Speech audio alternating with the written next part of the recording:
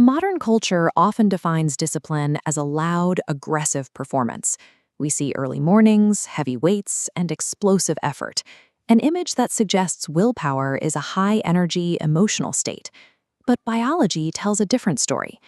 This graph shows the brain's response to a spike of dopamine, the chemical driving us toward excitement. That initial rush is followed by a steep crash to baseline. For most, the drive to act is tethered to this curve. As the reward drops, the action line follows, flatlining at zero. When excitement disappears, work stops. This intersection, the gap where the chemical fuel runs out, is where the concept of discipline is actually tested. If the work only happens during the spike, it isn't discipline, it's a reaction to a high. The most effective level of self-control is silent. It operates in the space where no one is watching, no one is cheering, and there is no emotional payoff for the effort being exerted. Relying on a feeling to initiate action ensures that you will stop as soon as that feeling changes. To achieve long-term execution, the brain needs a system that functions without the requirement of a mood. Psychologists describe the solution to this emotional volatility as automaticity. This is the process of turning a conscious, difficult choice into a reflexive habit. Reaching this state requires moving the action from the prefrontal cortex, where we weigh options and struggle with willpower, to the basal ganglia, the part of the brain that handles routines without active thought. This shift relies on the mastery of delayed gratification. By consistently choosing the not now, later option for rewards, the brain's baseline adjusts to a reality where immediate comfort is no longer the priority.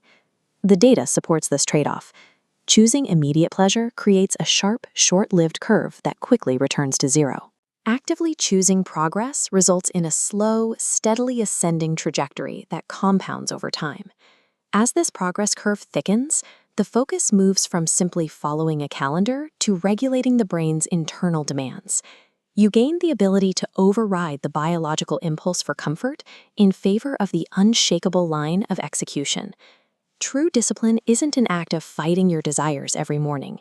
It is a structural training process that makes execution the path of least resistance. One of the most effective tools for creating this structure is the implementation intention, a fixed, predetermined plan that removes the need for daily decision-making. These plans replace the question, "Do I feel like doing this?" with a binary trigger. It is time, so the task begins. By removing the question, you remove the opportunity for your brain to negotiate its way into laziness. This flowchart demonstrates the efficiency of this system. A standard decision process routes every action through a mood-dependent filter. An unbendable system bypasses that filter entirely, linking the trigger directly to the action. However, this system is fragile. When you announce your goals to others, your brain receives a rush of social validation. This creates a premature sense of achievement that satisfies the dopamine craving without any work being done. That false reward tricks the brain into feeling as if the goal is already reached. Consequently, the actual drive to execute the plan vanishes because the chemical reward has already been collected. By combining these unbendable daily systems with absolute silence, you protect your neurochemistry. You don't lose the drive to work because you haven't wasted it on the performance of telling people what you're going to do.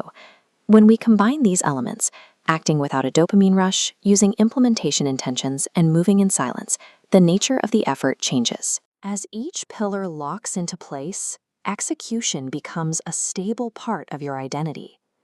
This infrastructure allows for high-level self-control that remains functional even on the worst days. This indicates that long-term consistency is the result of internal regulation. It is a process of managing the brain's demand for stimulation rather than just managing the hours in a day. Stop waiting for a rush of motivation that was never designed to last. The work begins when you build the systems that make success an automatic response.